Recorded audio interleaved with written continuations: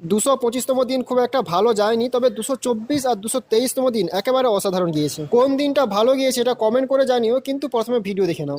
223তম দিনের ইন্টারেস্টিং ব্যাপারটা এইটা, আজ আমার দুটো পার্সেল এসেছে। আরও একটা বিশেষ ইন্টারেস্টিং জিনিস ঘটেছে, সেটা আমি তোমাদের আগে বলছি, তবে তার আগে দেখা যাক একটু 224তম দিনটা। আজ আমার উইক অফ, তাই দিনটাকে ওয়েস্ট না করে প্রথমে জামা কাপড়গুলো ধুয়ে নিলাম, আর রাত্রে আমি গেলাম ডিনার আনতে। ডিনার আনতে গিয়ে আমি একটা আশ্চর্য জিনিস দেখলাম, রুটি বানানোর একটা নতুন টেকনিক, নতুন প্রসেস। এই প্রসেসে রুটি বানানোর জন্য একটুও তেল ব্যবহার করা হচ্ছে না, কেবলমাত্র জল দিয়ে এই আন্টি রুটিটা বানাচ্ছে। আর এই তেল ছাড়া জল দিয়ে রুটি বানানোর অন্যতম টেকনিকটা, অন্যতম পদ্ধতিটাই ছিল আমার জন্য সব থেকে স্পেশাল।